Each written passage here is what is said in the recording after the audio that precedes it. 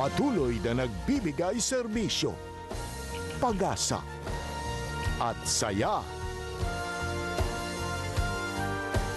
GMA Regional TV, kapuso ng bawat Pilipino.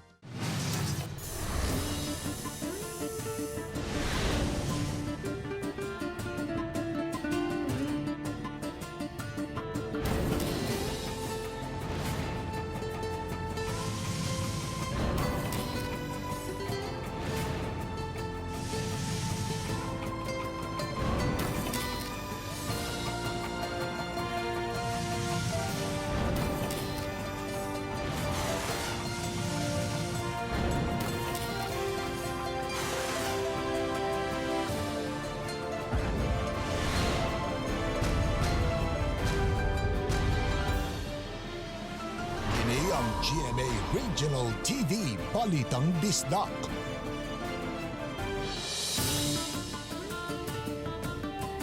Mayong hapon na kini ang inyong GMA Regional TV, Balitang Bisdak. Ang bugtong kasaligan, kasandigan o kadangpan sa mga Bisaya. Ako si Bobby Nalsaro. Nga magatod sa labing dako ug mga nagunang balita nga mahinungdanon sa Central ug Eastern Visayas. Ako si Alan Domingo. Ako si Cecil Kibod Castro, live si GMA Complex sa Dakbayan sa Sugbo. 26 ka bagong COVID positive sa Cebu City. Din 21 sa Barangay Luz, usa sa Barangay Bambaling ug usa sa Guadalupe. Sakop sa BMO Lapu-Lapu City ang ikaapat nga nagpositibo sa syudad. Naka-direct contact gi-kwarantina. Kung mugrabe man ang krisis sa COVID-19, kapulisan ug ubang ahensya sa kagamhanan nangandam na. Laing bat sa nakalapas sa curfew sa Mandaue City, puno ng sako ug basura aron mabuhian. Exclusive, nagpailang frontliner na unay pagkasikop tungod sa pag-angkas sa motor. Mayor Ahong Chan nagpakuha og swab sample apan miklaro nga wasay direct contact sa nagpositibo. Laing exclusive, automatic hand sanitizer machine o hand washing station nga naimbento sa usa ka sugboanon.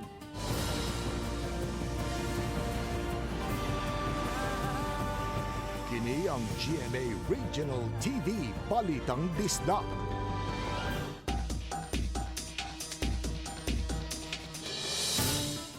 Tres ka mga bagong COVID-19 positive ang natara karong adlawa dinhilang sa Dakbayan sa Sugbo. 21 nini gikan sa sitio Sapatira, Barangay Los nga posibleng natakdan sa nahaunang mga COVID positive.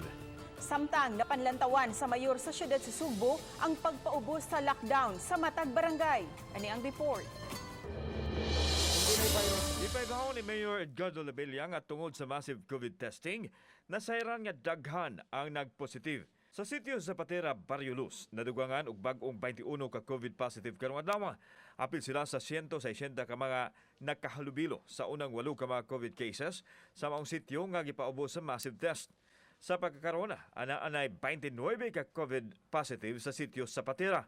Una nang gipangdala sa quarantine facility ang nahaunang nagpositibo diha sa Barrio Luz. Gi-expect ta ani tungod kay doon naman tay massive good nga swab testing.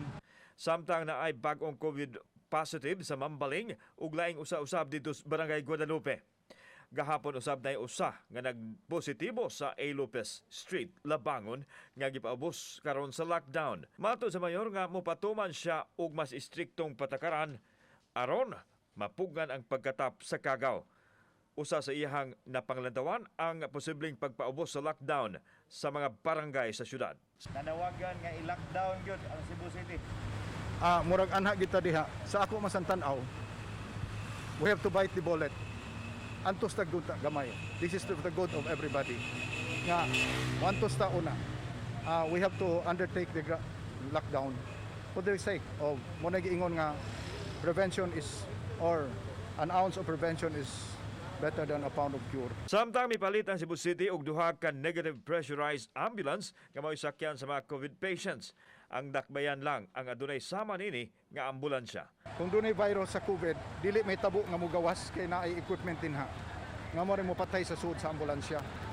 So this is a different kind of ambulance, negative pressure. Kauban si Marlon Melgaso, ako si Alan Domingo. Balitang Bisdak. Samtang atong mahinabi karon mga puso, live ang barangay kapitan sa Barangay Luz ning Dakbayan Sugbo si Barangay Captain Ronilio Saba.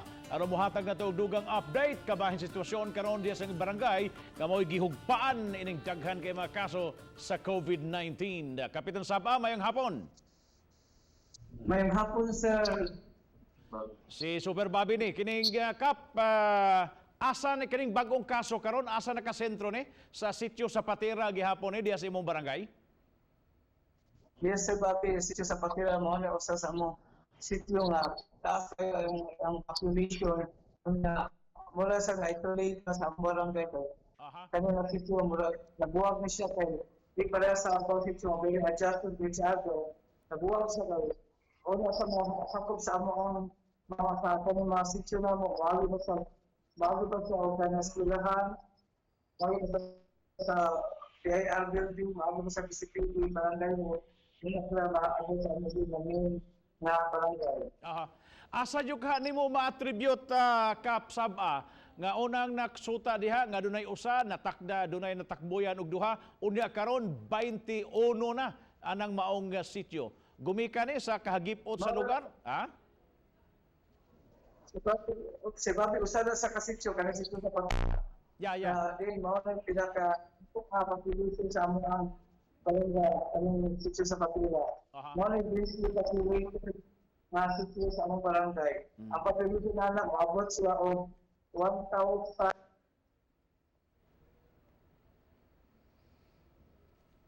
Okay, naputol si Kapitan Sab, ano, ang iyang audio. Atong balikan karon taon-taon, pinagi lang siguro sa phone patch, aron maklaro na to. Atong samtang, okay, nakabalik na. Yes, Kap? Kapitan Sab,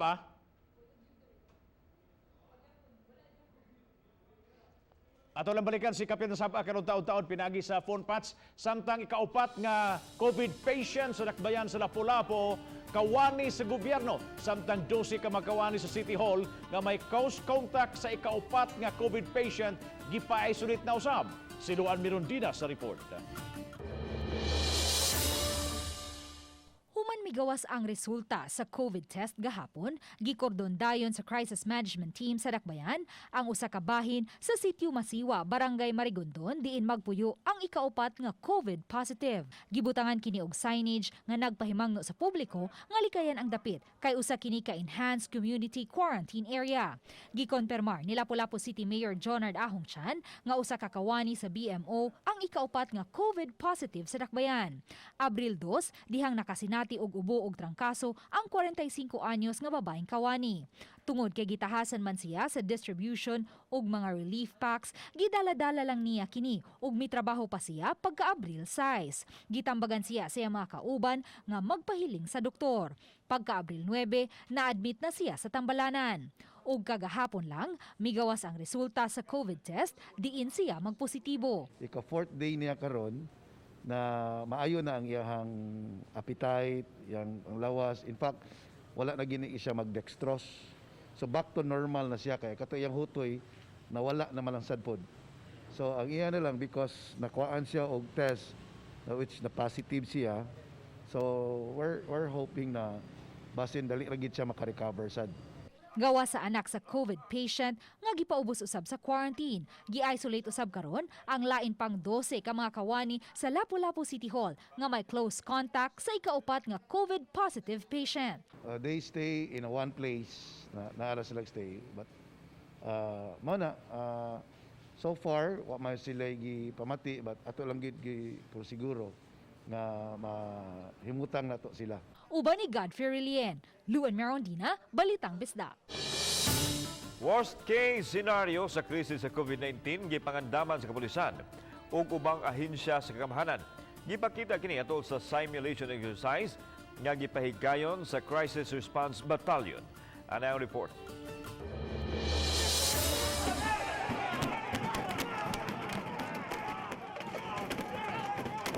Mao kini ang worst case scenario nga gipangandaman sa mga otoridad.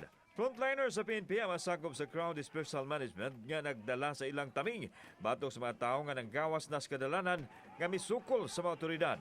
Backup nila ang mga sakop sa Bureau of Fire Protection nga maoy midisperse pinaagi sa pagpasirit og tubig. Misunod ang mga sakop sa SWAT nga mi-neutralize sa sitwasyon. Dili lang sa health emergency kundi ang worst case scenario ang ipangandaman karon sa atong mga otoridad. Sama na lang sa posibleng reaksyon sa mga tao nga apektado nini ang kagutom. So ilang ipakita ilang katakos kung unsaon nila pag-handle kining naasoy mga sitwasyon. Gipakita dinhi ang papel sa mga medical frontliners nga miatiman sa mga nangangol sa kalihukan nga gipangsakay sa ambulansya.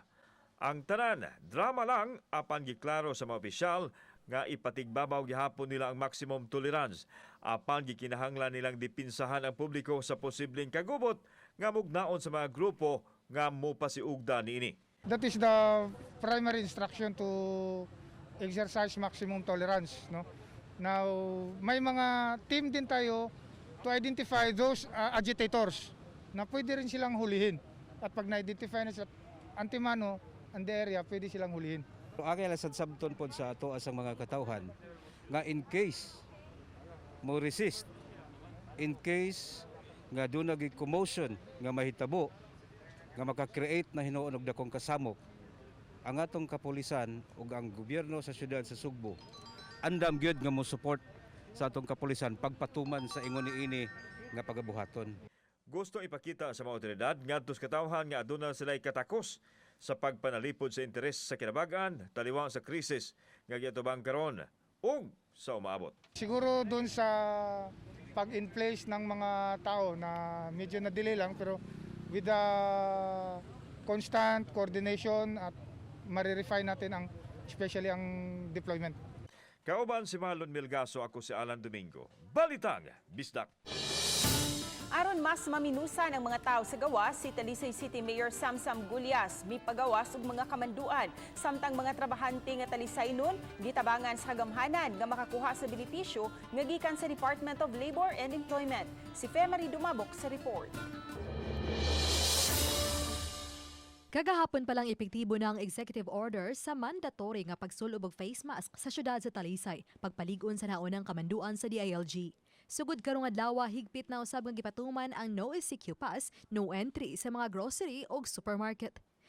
Gischedule na usab ang mga barangay nga tugutang makasud sa Tabunok Public Market. Because we're just trying to minimize people coming to the barangay, coming to Tabunok. It was minimized when the Tabo sa barangay was opened, but there is still a lot of people there. So ato lang sa tungaon ang kinsay makadto dito at certain places. Then i-concentrate na to ang free ride. Nakaandam na usab niini ang kapulisan sa pagpatuman sa dugang kamanduan. Hinon matod sa hepe sa kapulisan nga ilang nakita nga niminos na ang mga gahi ug ulo o ang mga malapason sa lagda.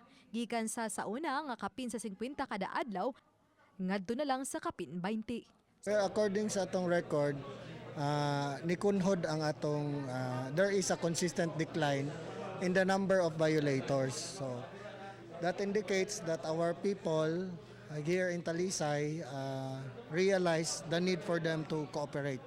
Samtang tabangan sa Talisay City Government ang pag-asikaso sa mga tao nga nawad-an sa trabaho nga maka-avail sa COVID-19 Adjustment Measures Program CONCAMP sa Dole 7. Gahapon nakigtagbo ang mayor sa kadagkuan sa Dole aron makaabag sa mga trabahante nga nawad-an og trabaho sukad gipatuman ang enhanced community quarantine. My constituents avail of camp when ang inyong guidelines say that ang ilang employers maoy mo file ani tanan ug mulihok ani tanan. So they gave a suggestion, and kung I'm willing to do that, we will get the data, we will give it to you, kamo nay validate ug kamo nay panawag sa amo ang mga constituente. Gikinahanglan lang ang pag-fill up nining form o gipadala sa email ad nga lgu.talisaycitycebu@gmail.com. Ug mahimong makontak sa camp hotline nga 032-268-2091 ug 032-491-3493.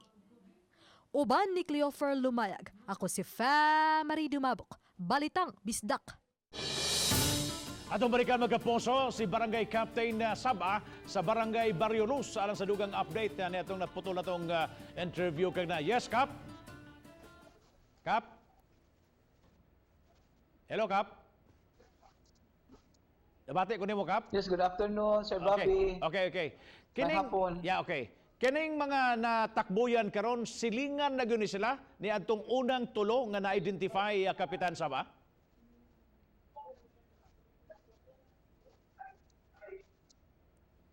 Maura gyapon na sila Sir Bobby usara la ka sitio. Aha.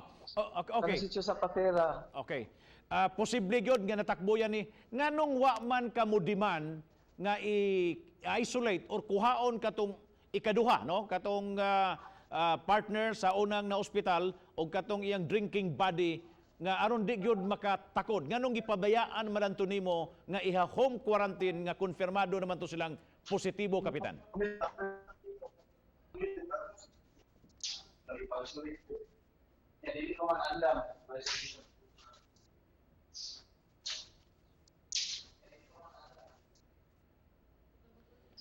Sir Bobby, Yes, Kap. Sir Bobby, Yes, go ahead, Kap.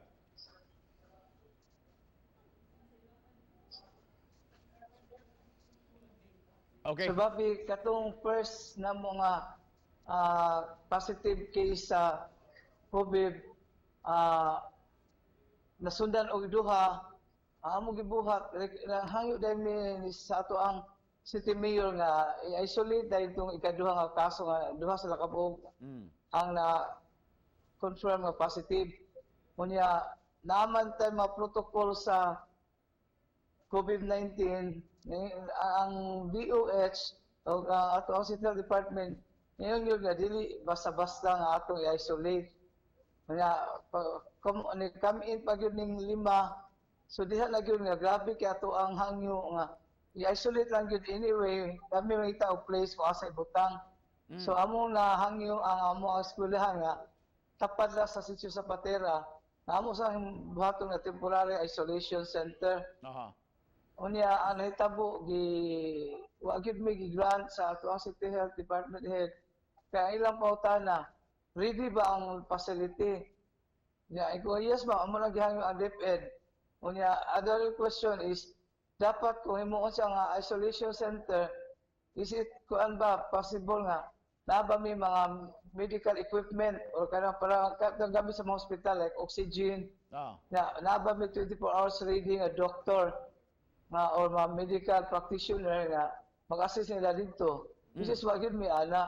Okay. Unya mo to nakasabot mga mao gyud na mga protocols kung maghimo ta mo consider isolation center kumpleto ang facility. Okay. Kaya in case kung naay mo trigger ang ilahang infection na dayon maka first responder nga dili pa ta mga ratol kay walay mga oxygen, walay mag atiman dayon. So mo nakasabot mi. But we highly ask the city mayor nga kung mahimo i-isolate yun nato kay tungod sa among sitwasyon labi sa sitio sa Patera nga very congestive, taas kayo ang population, unya ang mga tao diha is very close to each other, ang mga portahan mag-abot na lang kung ang mga portahan nila Abril makita na mag-isayso sa Pikas Balay. Okay. So, okay. it only happen nga wala pag saktong facilities na kabutangan nila. Okay. Kay gi-recommend sa among City Health Department ang head nga wait for the right time and the right place. Kaya namin ipaabot nga hapit na mahuman nga isolation center kaya diri sa Sacred Heart kani bayanihan nato. So mahuman na siya. So that will be the time nga ato ibutang ato ang first, second, or third victim. Okay, Which is gabi hakot itong 5 nga kuan na additional. Okay, So Kap. nabalhin ko siya dito sa CCMC. Unya kaning bag-o sa nga ni surface nga 21 ka buok by tomorrow or by Saturday ibalhin ko siya dito sa bayanihan nga isolation center. Okay. Nga bago mahuman kami gi first nga beneficiaries nga pabutan dito kaning 21 ka buok nga bag-o na confirm nga positive. So kini karon with this development mo demand na gyud ka. I know nga kailan nimo mga tao maybe as of this time naaparon diha sila sa ilang barangay but you will demand nga to sa City Health Office nga imo na ni silang ipa-pull out diha sa imong sitio sa imong barangay ug ipabalhin na nga to sa quarantine facility, Kapitan Saba.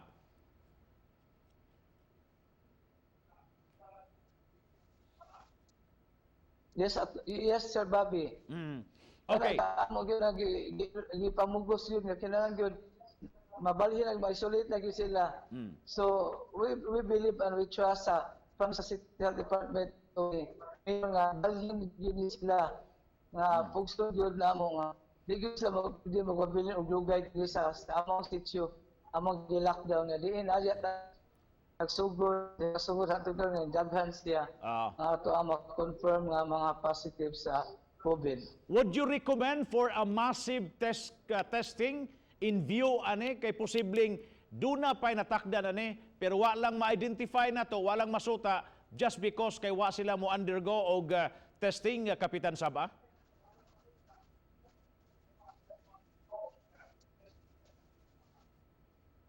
Malagi lang problema karon kay kani nga mga positive nato nga mga tao is problema kay asymptomatic manggod sila.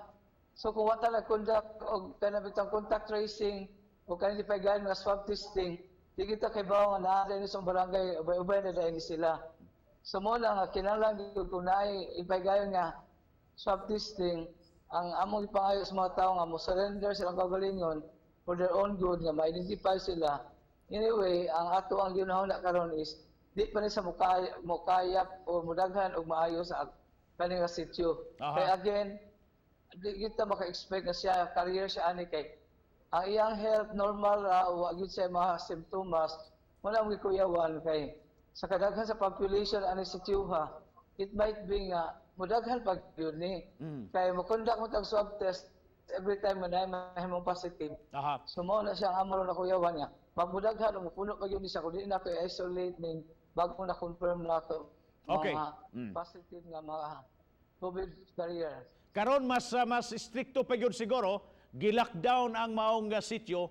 Unsa may imong mga needs diha to support this because mulanat pa ni og pila ka adlaw, Kapitan. Unsa may imong hangyo ngadto sa atong city government to support the needs sa mga lumulupyo nining maong particular sitio diha sa imong barangay?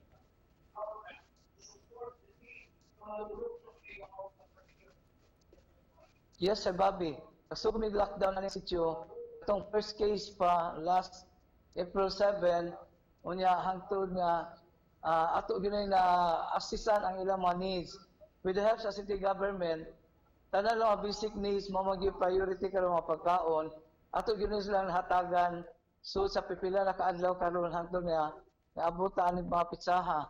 So ang city government hidden ni Mayor Edgar Labella mo gyud nakahimo na ko nga na strong ko because when he know all this problem iya kong gi inspire nga ayaw kay pagpadakay, we will not leave you, we will assist you, we will help you whatever you need. So first iya gyud kay ko taon sa mga needs na ako ang ninyo diha mo to akong sultian nga kani mga basic need na ila yung kinahanglan matag adlaw-adlaw.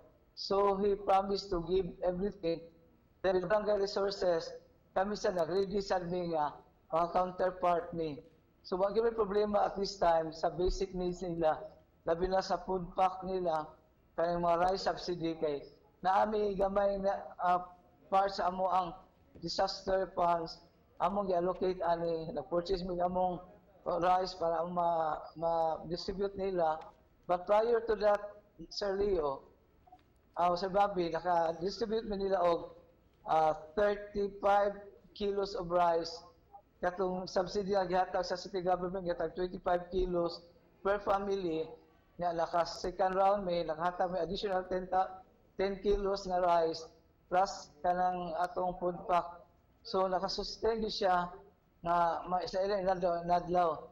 Nga karon again gitagaman may additional nga budget sa city government nga 2 million amo siyang gi-allocate to purchase an additional food para niya kay udin ta kay ba kanus ani mahuman. Okay. We are not sure how long this will last. So nag-ready gid mi daan sa barangay. Again, they promise ang city government di nawawaan sa lakong ma-worries nga simbako oro wala na gid tay mapakaon ani nila. Kuyawan ko nga galing mag-riot ang mga tao. Kaya wala nakaon, wala akong kuyawan.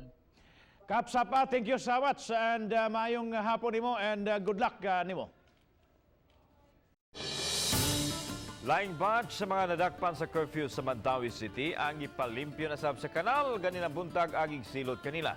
Gipasalig sa pitan basta adunay badakpan ingon ani gyud ang ipabuhat kanila aron magkat-on Ang report ni Nico Sereno. Unsi ka mga tao ang na-apprehend kagabi sa Umapad, Mandaue City nga migawa sa bay bisan kun dunay curfew. Sama sa haunang mga nangadakpan, gipa community service sila sa paglimpyo sa kanal. Ang bahin sa waterway kilid sa health center ang gitahas kanila kaganiha aron ilang limpyuhan.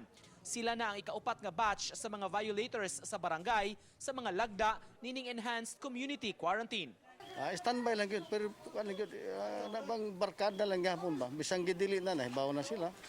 Pero nakahibaw man sila sa ilang violation. Nga kini nakasuhay naman sila paglimpyo, basig magtagam na ni. Requirement gyud nga mapuno ang usa ka sako sa kada tawo, una pa sila ma-release. Pipila kanila miangkon nga di gyud lalim ang ilang nadangatan, maong di na gyud kuno sila muusab. Kapoy kaayo yun. Kayo. Kaayo.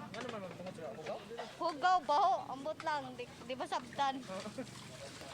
Makatagang? Tagam gyud. Di na jud ko musa, bahala na. Tagam. Kaano tagam. Nadarasad ko sa nila sad ba? Kada? Ngano man gawas mo? Narami sad balay pero ni nahog nung kuning nadakpan kay nagtapok mi dito tanan. Anong tapok mo? Anong tapok mo? Istorya? Istorya ra gud. Tanamig kaning kon ba kaning TikTok. Kaya man basta kay nakatabang lang sa barangay. Pero kapoy siya. Kapoy pero lingaw. Matod sa kapitan, sunod nga ipatawag niya ang ginikanan sa mga nabadlungan nga mga minors. Kay di man pwede gumikan sa ilang pangidaron ang mga ginikanan ang silutan ug palimpyuhon sa lain na sab nga lugar. Padadaan ko na itong sumon. So ang mga ginikanan, sila na po na ang mo community service. Kaya nga nung ilang ipasagdan ng ilang mga minor nga anak. No? Gipahibaw sa City Hall, depende sa barangay, unsay ilang ipahamtang nga silot. Apan naglaraw ang syudad, mupalabang og ordinansa nga naglatid sa prescribed penalties sa mga makalapas sa ECQ sa Dakbayan aron muparehas ra ang penalties sa tanang barangay. Uban ni June Solon, Nico Sereno, Balitang Bisdak. Mga nagpaila nga frontliner nga polis sa auxiliary o mga volunteers nga mutabang sa pagsita sa mga violators na sikop na hinuon sa mga sakop sa City of Talisay Traffic Operations Development Authority kon City Tuda kay nakalapas sa no backride policy nga miagi pagyo sa highway sa mong Dakbayan kaganang buntag. Adunay live exclusive report si Fee Marie Dumabok FM.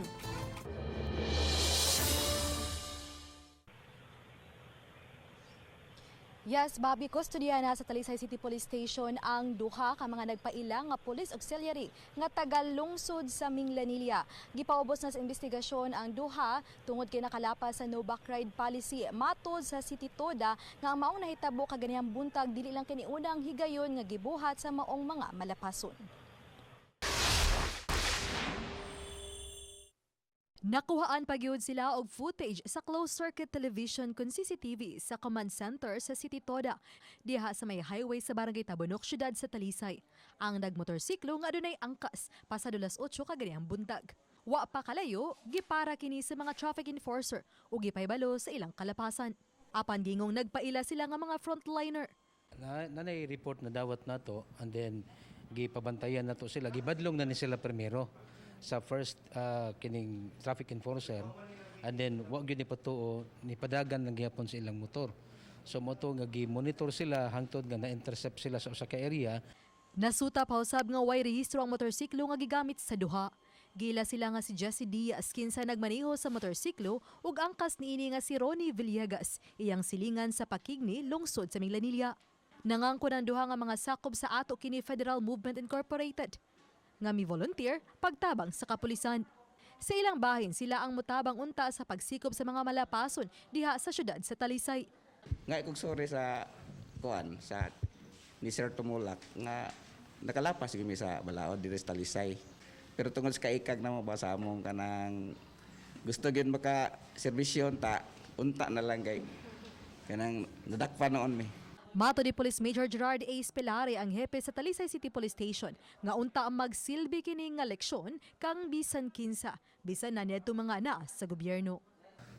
We will be investigating and we will probably charge them with violation of Provincial Ordinance 2020-07, I think. No one is above the law, no? Even if they are working for peace and order, they should be the examples nga.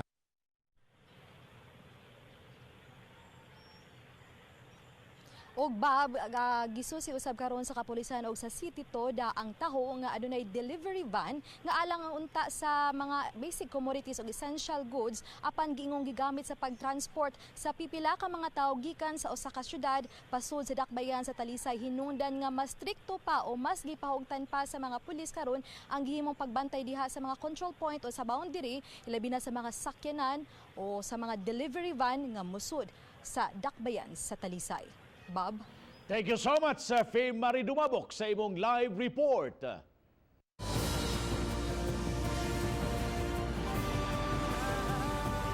Kini ang GMA Regional TV Balitang Bisdak.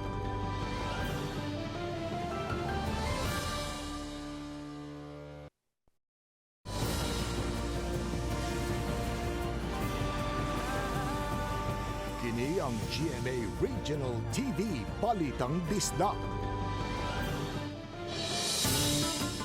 Si Cortez, Mandawi City, padong sa First Bridge, mga kapuso. Mao kini nga atong situation karon dihang dapita. Atong makita pinagistong work from home cameraman si Renante. Mao ning atong sitwasyon karon diha nga hahawan pa. Mura disiplinado pa ang Mandawi City ikumparar di sa dakbayan sa Subo.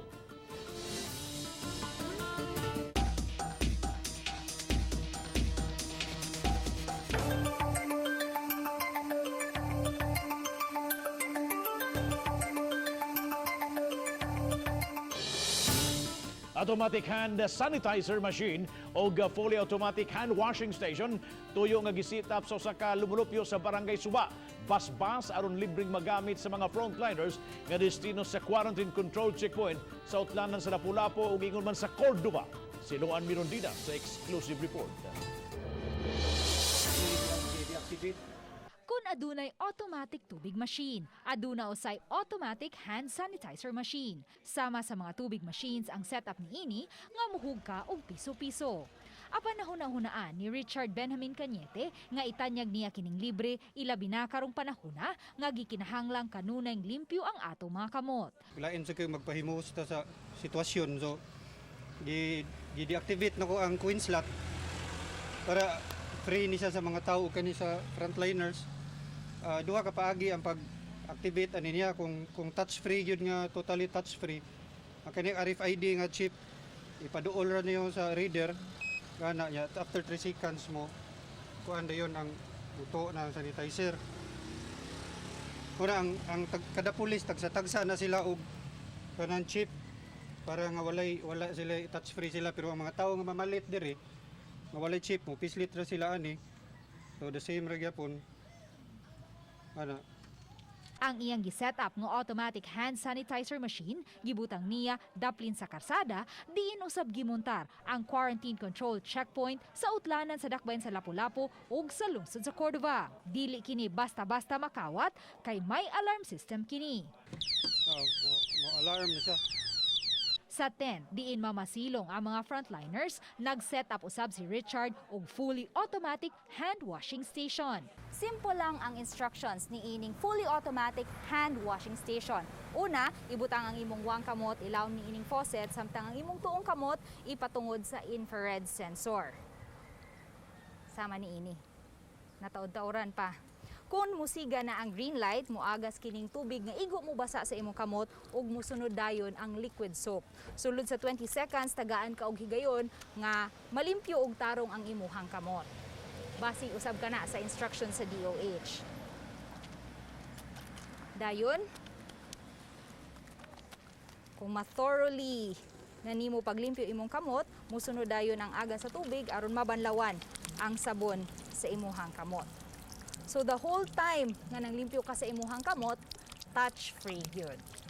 Matod ni Richard, dili hinuon-ingon ni Ana kadako ang iyang gasto kay ang mga gamit raman usab kini sa iyang patigayon. Karon mintras nga crisis pa man karon, ini ka lift up na sa ban nga start na ko sa negosyo ang mga parts ani niya ako ra man po ni ipambalik og assemble sa katong actual nga machine. Magpasalamat migdako ni Sir Kanyete kay sa pagkakaroon gamit kay ni siya sa atuang frontliners. Alang kang Richard, ning pagtumaw sa COVID crisis, dili lang ang physical nga pagpanglimpyo ang himuon sa tanan, apan lakip na usab ang espiritual.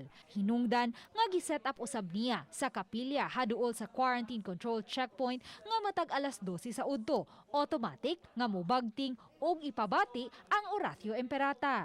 Oratio Imperata, sa ngalan sa Amahan, sa Anak ug sa Espiritu Santo. Amen. Diyos among amahan. Og kung hapit na mahurot ang hand sanitizer, ang tubig o baka ang sabon, automatic kining mo miss call kaniya aron iyang ma-refill. Human sa Oratio Imperata, musunod usab dayon ang mga pahimangno kabahin sa COVID-19 ug kunon saon nga kini malikayan. Coronavirus disease 2019, abbreviated as COVID-19, is a respiratory illness that spreads from person to person. Ang mga pahimangno may English, Tagalog ug Cebuano version.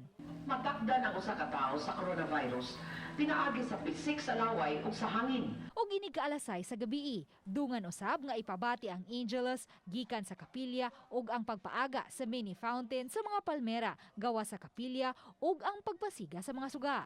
Ning panahon sa kahingawa ug kabalaka, buot niyang may dapit nga malingi usab ang mga tawo nga maghatod og paglaom.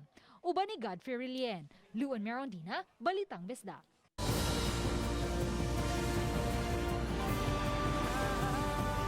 Kini ang GMA Regional TV Balitang Bisdak.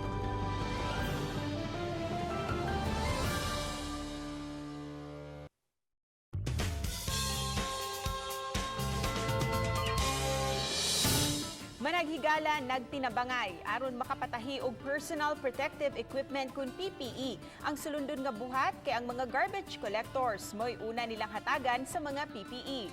Silian Singkulan sa report. Nagsugod lang ang tanan, dihang nagplano ang mag-high school barkada sa paghatag og mga hinabang sa labing nanginahanglan. Usa niini mao ang pag-apod-apod og mga relief packs sa mga tawo nga ila makit-an sa kadalanan. Nagkadugay, nagkadaghan na ang nakipag-alayon kanila ug gani nagtukod na gyud sila og usa ka grupo. Maunang karon, usa na sa ilang mga prioridad ang pagpahimo og mga suit alang sa mga garbage collectors. Matod sa managhigala nga ang mga nagtrabaho isip manguliktahay og basura, nanginahanglan usab og proteksyon sa lawas. Sa ato mga prioridad ang mga garbage collectors karon sa ato ang bag-o nga advocacy kay tungod ganahan ta nga mas maka-feel sila nga secured og protected sila sa ilahang panrabaho. Gani karon tungod sa ilang kadasig og kooperasyon, nagsugod na sila og pagpatahi og mga overall suit. Plano nila kini ipanghatag alang sa mga garbage collectors sa dakbayan sa Talisay ug dayon sa nagkalain-laing dapit sa Sugbo. Nagplano usab silang manghatag og mga face shields. Well, for us, garbage collectors are also frontliners. They are at risk for infection just to keep our homes and our community clean. So we felt the need to reach out and to also provide these suits for them. Matod pa nga mapagamay man o mapadako, di gayud usika nila ang kahigayunan nga makatabang. Lian Singkulan, Balitang Bisdak. Lapu-Lapu City Mayor Jonard Ahong Chan nagpaubos sa COVID test. Apan niyang iklaro nga wa siya direktang kontak sa ikaupat nga COVID positive patient sa Dakbayan. Si Luan Merondina sa report. Alas 11 ganihang buntag, gikuhaan og swab samples sa taga City Health Office si Lapu-Lapu City Mayor Jonard Ahong Chan sulod sa iyang buhatan sa Lapu-Lapu City Hall. Apan giklaro sa mayor nga wala siya direktang contact sa ikaupat nga COVID positive patient. Apan buot siyang makasiguro tungod kay matag adlaw siyang mangunay og libot sa Dakbayan ug moapod-apod og mga relief packs. Mas grabe ako exposure sa mga tao, no? Kay everyday ko nagalakaw, so wala may mga symptoms na nag-ilanat or nag-ubo ana. Ang ato for siguro lang, no, nga ang ato ang kaugalingon siguro na to nga wala bagyod, at least natay peace of mind. Iya usab nga gibutyag nga samtang magpaabot pa siya sa resulta, padayon gihapon siyang musulod sa trabaho. Gibutyag usab sa mayor nga sa dili pa matapos ang buwan sa Abril, makapahigayon na ang dakbayan og massive testing. Kung sayo siya ma-negative, no? Ma-zero na ta sa Lapu-Lapu, ang atong sunod buhaton, mag-massive testing ta. No? Massive testing para within 3 days sa result, no? Makuha na ang resulta, why mag-positibo, probably ang atong buhaton, isayo na to og lift ang ato ang ECQ. Uban ni Godfrey Rilien, Luan Merondina, Balitang Bisdak.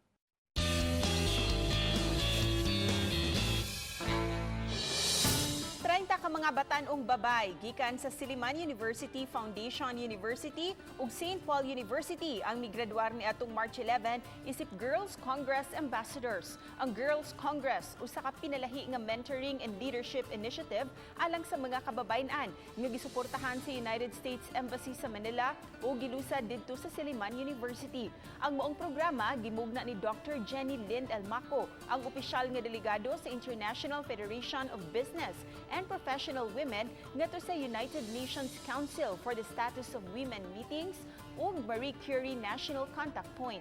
Sukad sa miaging tuig, ang mga miyembro sa Girls Congress mitambong og capacity building workshops sama sa parliamentary procedure, public speaking and designing thinking ug mituki sa mga isyu pangkalibutanon sama sa climate change, mental health ug sustainable development. Ang proyekto dungan nga mitimaan sa selebrasyon sa Women's Month ug misuporta sa multi-generational campaign sa United Nations nga Generation Equality, Realizing Women's Rights for an Equal Future. Panawagan ni Dr. Betty McCann, presidente sa Silliman University, nga angay suportahan ang gender equal world. Ang mga organizers nang hinaot nga kining programa mahimo usab sa ubang dapit sa nasod.